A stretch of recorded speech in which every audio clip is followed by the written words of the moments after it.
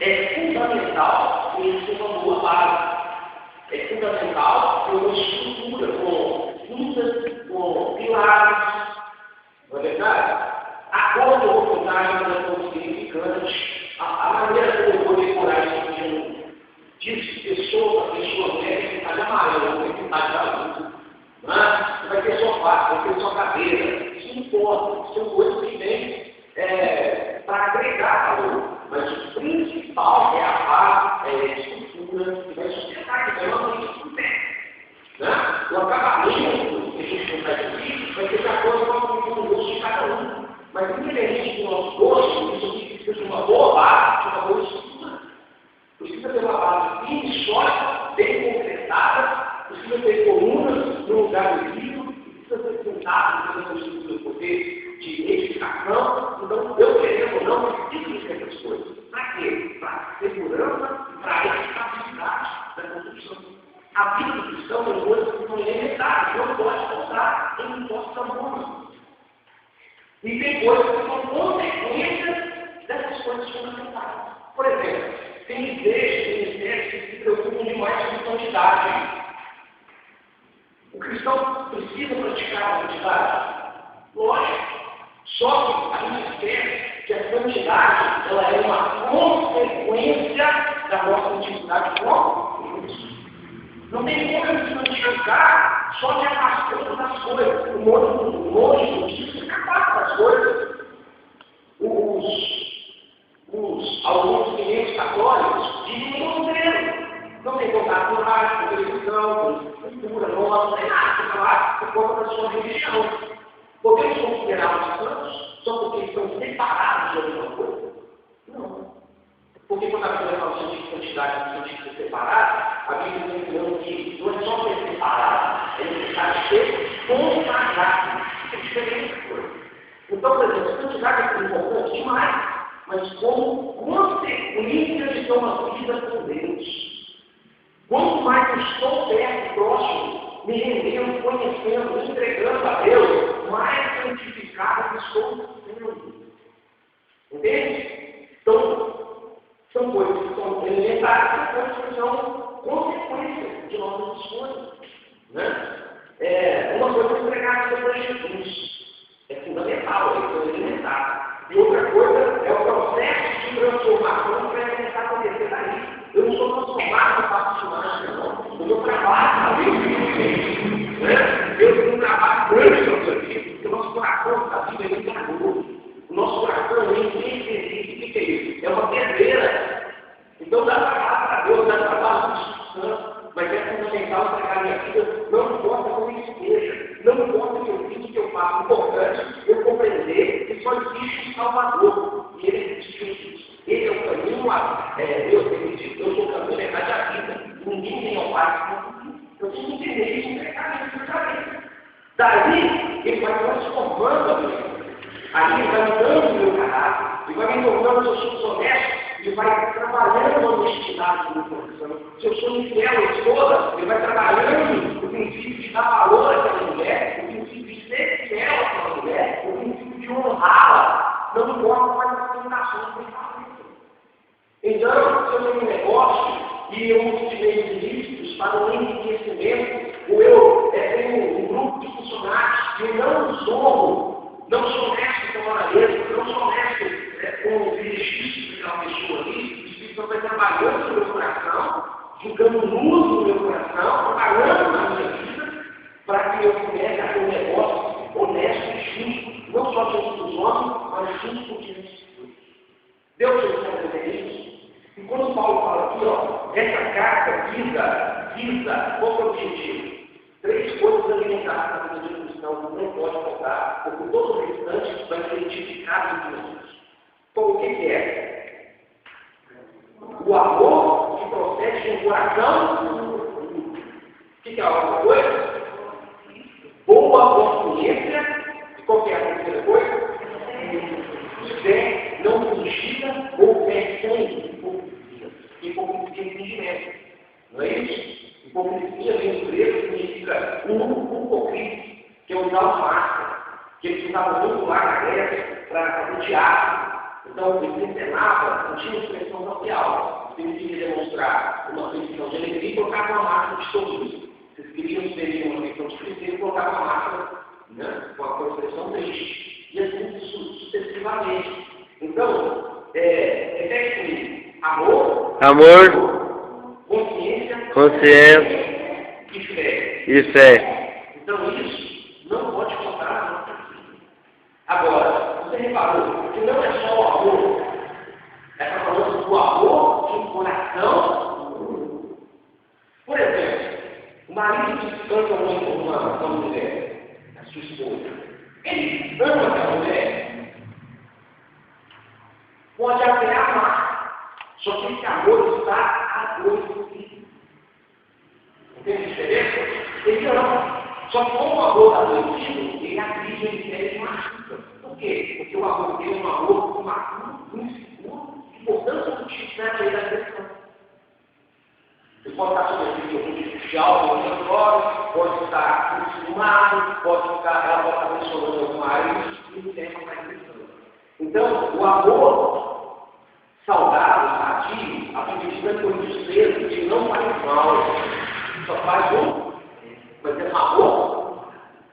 Por isso, quando Cristo entra na nossa vida, se a mulher se lembra, se o marido é convertido, o Espírito Santo vai procurando o amor para aquele casal. Entende? Vai procurando o amor para o marido não asfixiado, e para a mulher também não amarrar o marido. Porque a principal coisa do relacionamento é confiança. E a gente precisa correr isso que a confiança faz, que a confiança traz. Não tem jeito de confiar amando. Isso não é confiança. Não tem jeito de fazer das pessoas objeto do nosso amor, da pessoa com quem a gente convive, um objeto nosso. Porque isso não é um amor doente. Por que as pessoas falam assim? Por que você matou sua mulher? Fala assim, porque eu amava ela demais. Eu queria entender. Tem um fundo de verdade? Tem. Só que o amor dele estava doente. Entende? Eu vi uma entrevista com um psicopata e o jornalista perguntou para ele assim: por que você mata? Ele falou: só porque eu pego um negocinho, eu pego essa coisa, eu acho que ela foi tão bonita, eu estou sacrificando, eu estou contemplando, que coisa mais bonita, que coisa maravilhosa, que coisa interessante. E ele falou assim: foi aquele carinho passou ao lado de violência, porque era uma dor doente. Vocês conhecem o conceito de amor doente? Demais. Não é? Demais. Quer ver um exemplo de amor doente? E de amor puro? A Bíblia fala que o rei Salomão era um dos homens mais sábios, fala que ele era o protótipo de Jesus, ele seria o homem mais sábio como o protótipo de Jesus, né? O modelo que Jesus se vivia. A Bíblia fala que tinha duas mulheres que eram a luz. E durante a noite, a criança de 25 na casa dos pais, eu disse que arrancou o olho da criança, matou a criança asfixiada por causa de água. E um dia ela trocou durante a noite, a noite dela na nova, porém trocou o corpo dela com o fim da outra, pegou o fim. E no outro dia a mulher trocou e olhou o filho, porque a criança, o pai não foi bebê, a mãe não. Não é assim? Então, chegou por mim e falou: não quero criança, não. Eu sou médico aqui, alegando que o filho é dela, da sua, o filho do outro tem que assistir. O que vão fazer? Não tinha exame de DNA, não tinha código de DNA, não tinha nada disso. Chegaram para falar: não, olha no coração o que é um amor saudável, o que é um amor curado, o que é um amor que não é futuro, porque o amor que nos bem não mal ao próximo. Chegou o Salomão, foi muito fácil de resolver a situação. Só está até com a espada. Pegou a espada, pegou o fio de cabelo, colocou a espada, o fio de cabelo dividiu, que a espada estava muito afiada. Falou: só faz o seguinte, não resolve o problema. Corta ele no meio, dá uma parte para uma, parte para outra.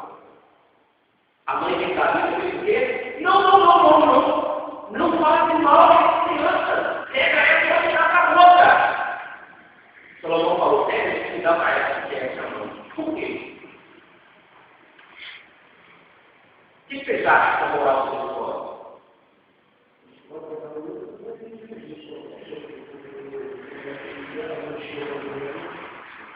Entende? Então, o amor de coração puro é um amor moderado. Não é um amor adoecido nem que adoece. A gente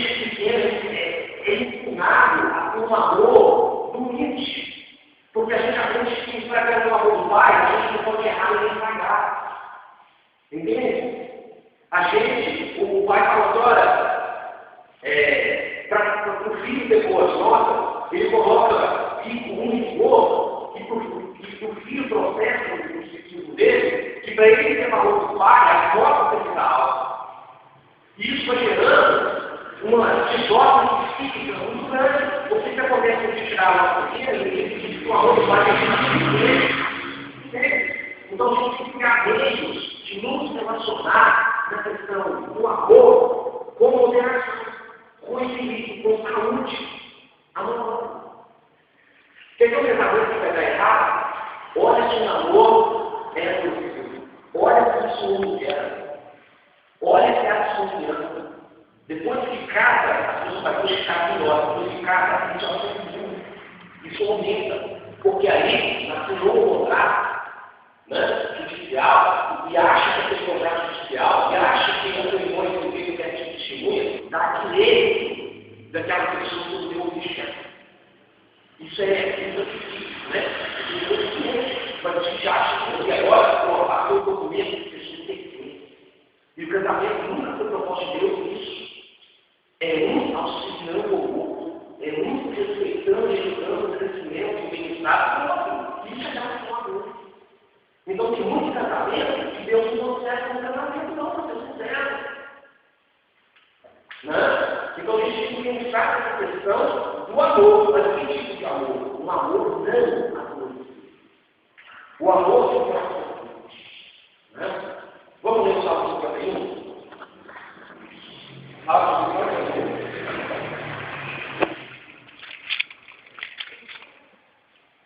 Que eu não sou muito bonito, eu gosto da verdade, que fala assim, meu Deus, o coração. Que música linda, né? Você sabe essa palavra? Maravilhosa. 51, 10. Ok, galera? Tem aula 10.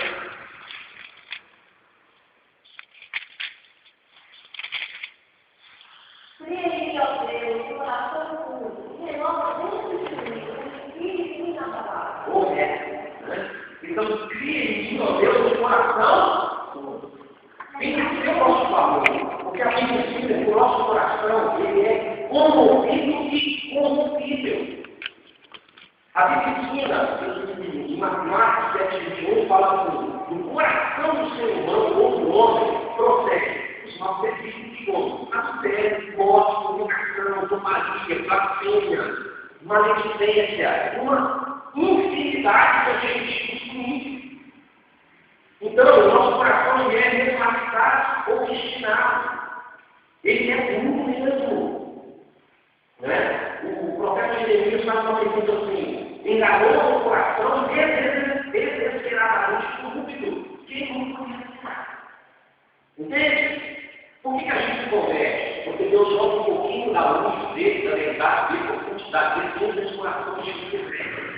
E quando ele começa a enxergar como é que é por dentro, por trás dessa imagem, pode ser toda fugida, toda estereotipada, como Deus que mostra por eu por dentro, eu fico assustado, assombrado, e só posso correr para ele.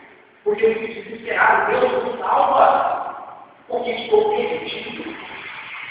Não é assim? Então, vamos dar essa melhora do cria em mim do coração puro. Por que você acha que está fazendo esse coração? Ó, ele era considerado o maior soldado de Israel, porque ele venceu Golias, que era um soldado que tinha vencido várias guerras, e tinha outro Israel com coragem de enfrentar ele, aquele moleque com coragem de todo cresceu no conceito de todo mundo. Jogando a filha do rei como esposa, inventou de impostos na terra de Israel, e ganhou todo mundo. A família inteira dele foi colocada em destaque em Israel. Então ele é considerado um dos melhores soldados de Israel. Segunda coisa, considerado que ele tocava a arma do rei lá, o demônio que estava no Saúl saía. Considerado o maior orador de Israel. Uma coisa já, um dos maiores guerreiros, um dos maiores oradores de Israel. Quando ele foi para a guerra, teve uma guerra com os filisteus, ele quase morreu. Quem que os soldados de Israel generais que eram? Joabe, eu digo que demais generais que eram. Davi, você não vai na guerra. Você vai ficar no castelo, taticamente organizando, defendendo a batalha. Porque vai que você morre lá, se eu morrer, eu morrer muito bem, mas você é a lâmpada de Israel. Se você morrer, você apaga a Israel, vai para casa. E você não contar uma coisa, porque Deus é a lâmpada, é a luz de Israel. Então, três coisas da vida.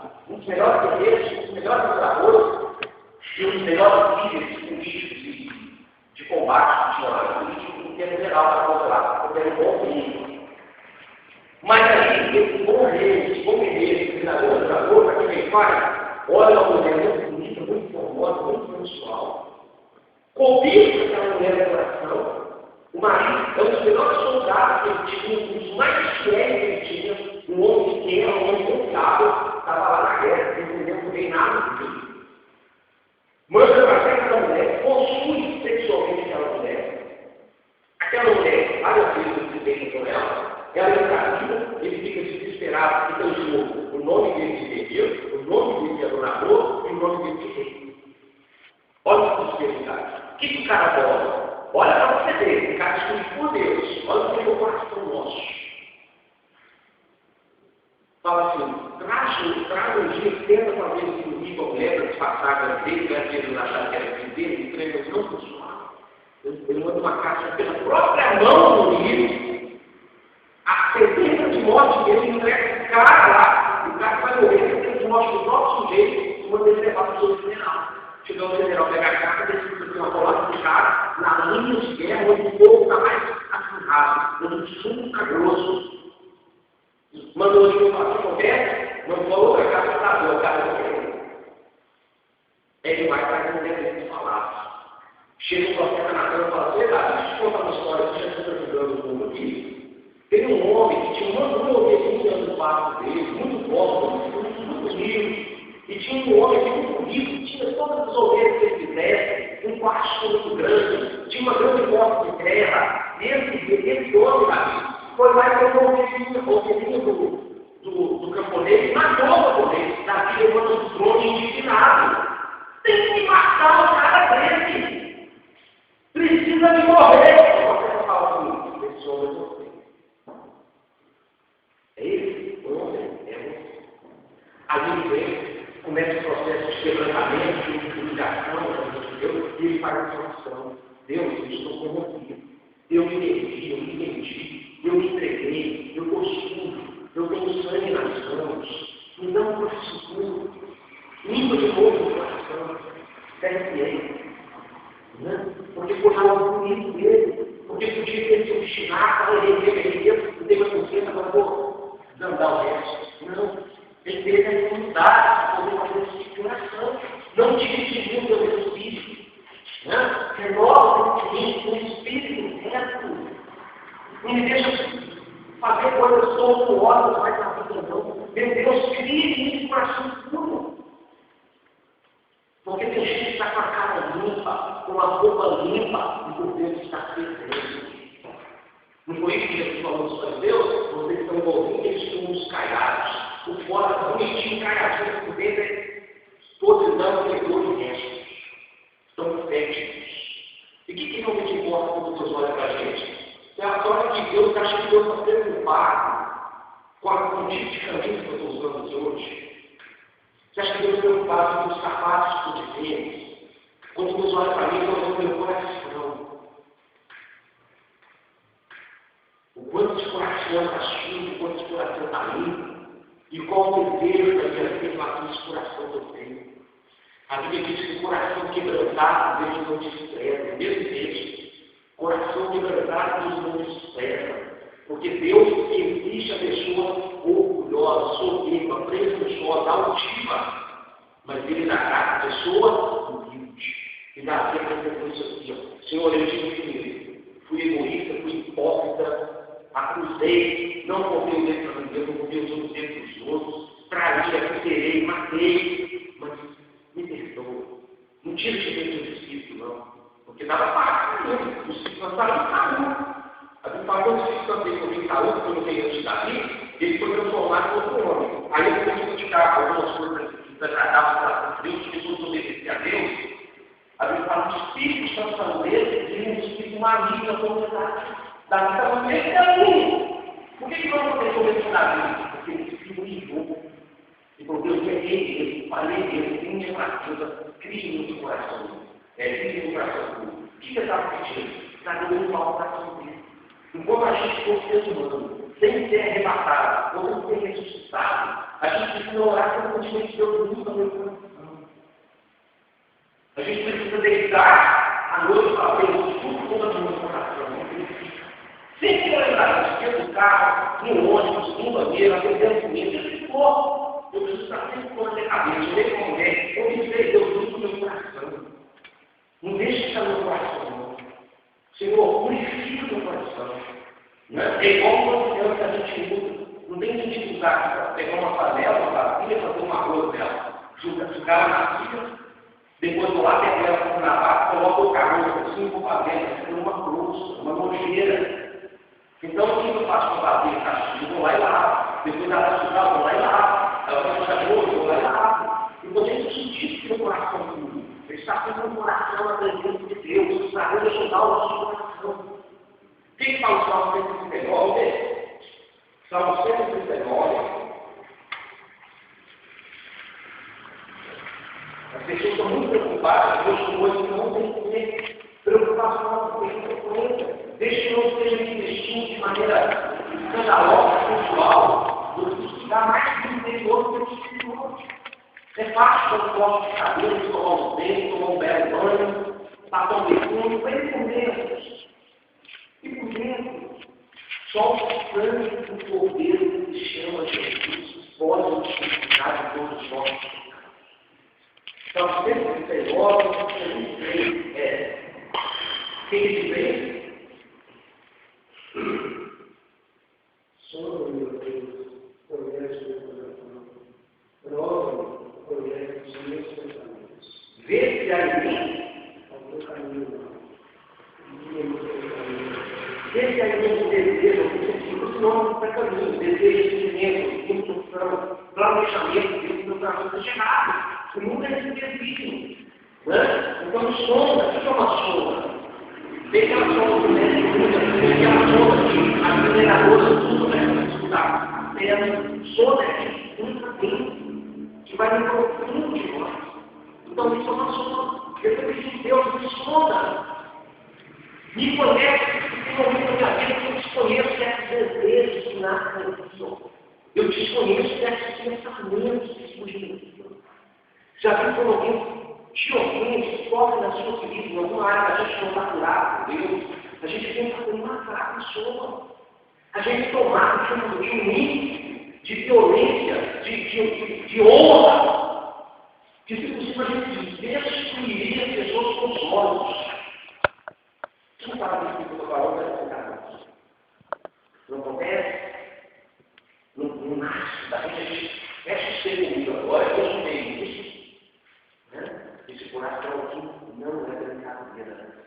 Lidar com nossa interioridade não é fácil. Por isso que a gente se converte ao cristianismo e acha que tem que colocar uma coisa mais social e carregar assim frente baixo o braço, que é mudar o jeito de falar, que é respondendo, se não deixar o Espírito Santo fazer uma cirurgia constante em nós.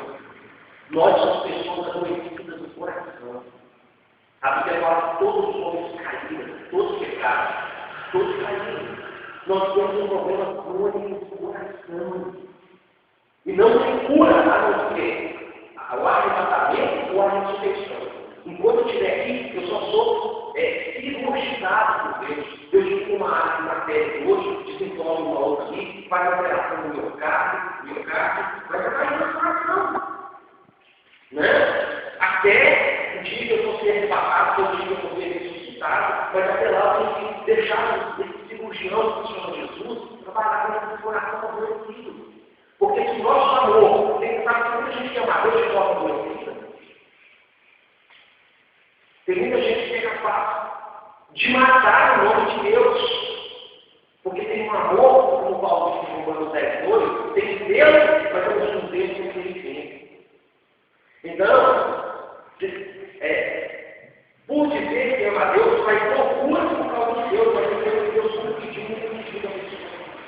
Então a gente tem que tomar cuidado com esse tipo de amor adoecido na vida da gente. A gente torna o nosso esposo muito feliz, o relacionamento conjugal não frutifica, não dá para se perpetrar, porque o amor adoecido interfere nas relações.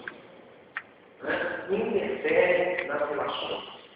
Por que é um pai que dá o seu próprio? É falta de amor? Não. É que o amor dele está, o que a gente chama na psicologia de perversão. O amor dele está pervertido. Precisa de um tratamento para isso. A mesma questão, quando a gente pega uma mulher na rua, a gente tira qualquer faca para ela, tornando aquela pessoa um objeto, aquela pessoa se deixando fazer por um objeto, são amores que são sim. E quando eu falo de amor, eu estou falando do amor água, que eu não na igreja, o amor de rio e o amor erótico. Esses e água. O amor de Deus, o amor de irmãos, de família, o amor pessoal, como um casal, como uma mulher. Mas há perversões do amor. Nós temos que tomar cuidado com esse amor doente, esse amor doente. Se faz loucura quando a gente fala comigo, porque ela é tão apaixonada por loucura. Né?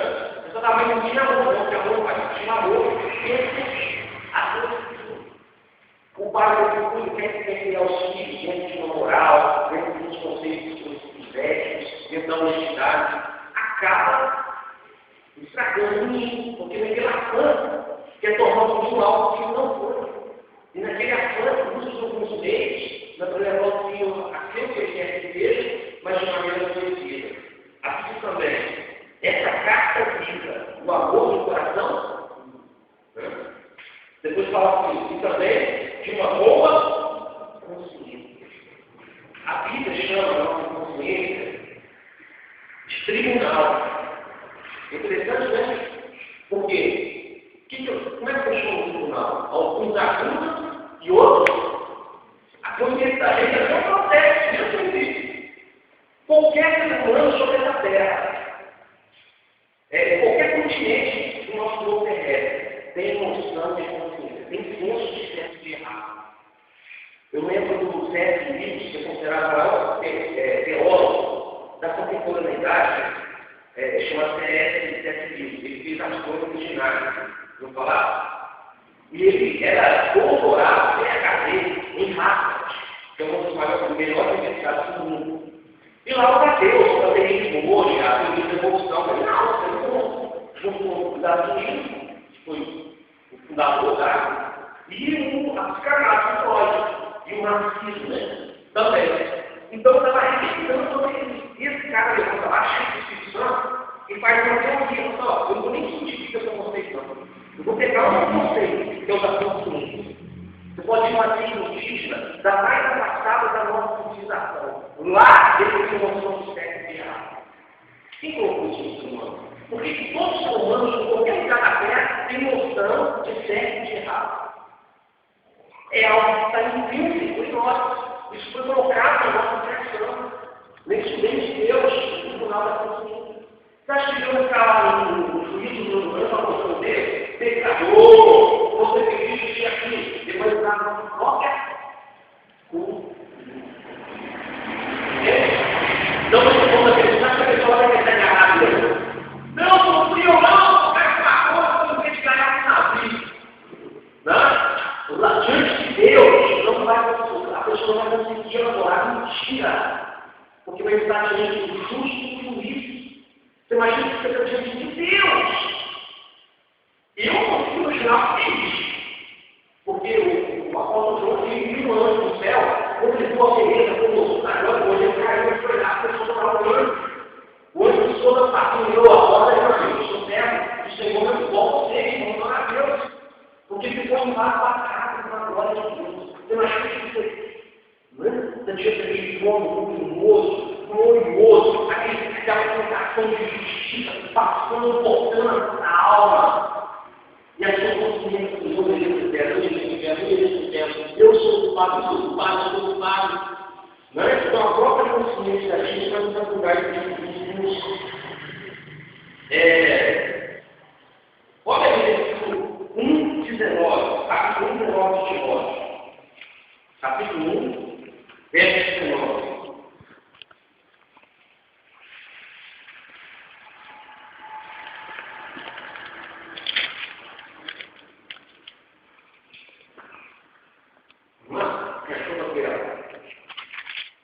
Mantendo fé e boa consciência, porquanto alguns, tendo rejeitado a boa consciência, vieram a nossa graça. Então, eu não sou pessoa nenhuma, isso que é. Pode ser.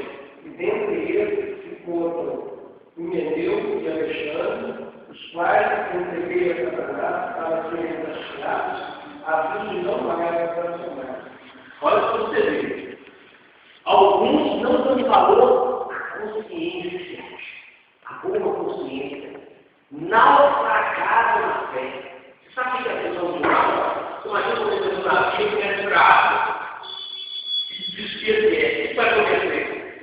Vai afundar, vai naufragar. É mesmo. Por quê? A gente uma pessoa que era São Paulo, que era um missionário de São Paulo, um menino de Alexandre, que naufragaram na fé. Dizia, aqui, olha o não sei. Olha o não sei. O indústrio da presente carta é o amor que procede do coração puro, nós já vimos, de uma boa consciência e uma fé sem hipocrisia. Desde anos que algumas pessoas dessas coisas perderam, não fracasam na fé como ninguém deixou. Está vendo, cara? Está aqui explicando.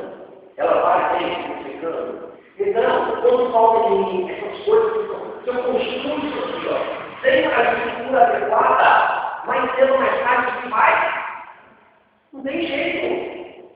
Não tem jeito. Esse caminho está falando, temos que ter essa estrutura e esse fundamento qualquer. O amor que procede do coração puro, ou seja, não de um coração doente, adoecido. Uma boa consciência, se sua mente fala assim, olha, não vai não. A gente está falando o que estão falando. Foi muito bem que estão de falar, não deixa mais falar. Até o satanista está criticando uma pessoa, ele está conseguindo ele está errado. Mas faz isso.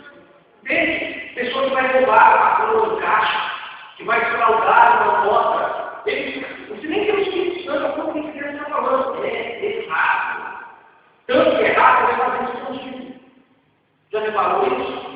O cara, quando está caindo a esposa, o esposo traindo o marido, ele está careca de saber que é errado. Por isso que faz escondido. Né? Então, nós temos que analisar a questão da consciência da nossa mente, consciência da nossa alma. Vamos ler o Romanos 2,5, alguém lembra de mim? Não. A gente está caminhando para o fechamento. Romanos 2,5.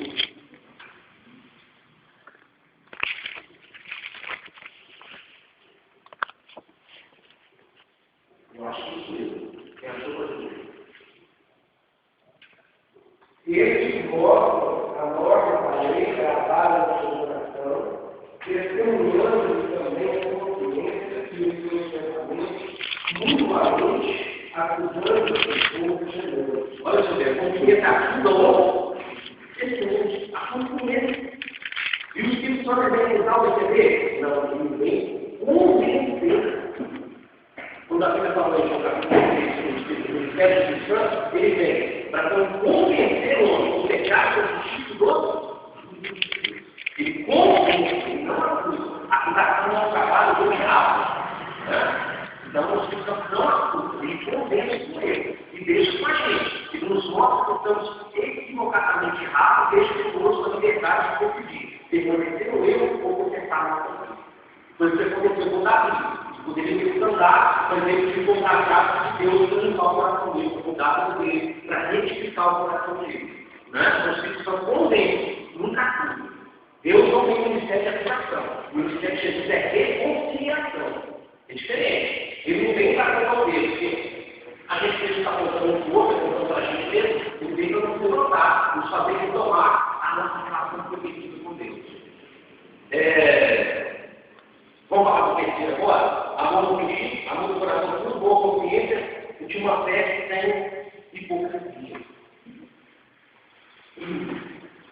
Isso aqui é muito interessante, quando a gente está conhecendo um grupo de jovens com os amigos, essa fé sem hipocrisia, essa fé sem sentimento, porque só tem a coisa mais poderosa do universo, que é a palavra de Deus, não é isso?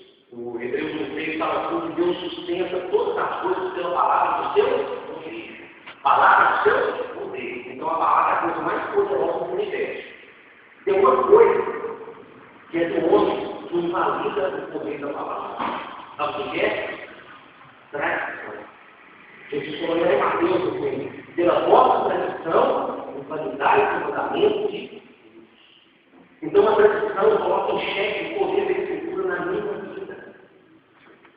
Entende? E tem muitas pessoas, por causa da tradição, que estão vivendo uma fé mentira. Dá para entender isso? Você vê um exemplo? Sexta-feira agora. É uma fé pura ou uma fé mentira? Entende? Qual que é o dia que tem no Brasil para celebrar o município de Deus? O movimento daquilo. Não tem. Uma fé, até a pessoa pode ser até sincera naquilo dela, que é ensinada, mas é uma fé disfuncional. É uma fé inoperante. Porque estamos colocando alguém ou alguma coisa no lugar de Cristo, e só Cristo é mediador, não é Deus. Ele é o único mediador. Então, tem muitas pessoas fingindo uma fé. Demais essa. Finge fé. E eu digo assim, eu fico muito preocupado com o Evangelho, porque é um lugar onde tem todo tipo de pessoa, muito poucos que congregam, são de fato pessoas que possuem uma fé verdadeira. Uma fé sincera naquilo que está ouvindo, naquilo que está aprendendo,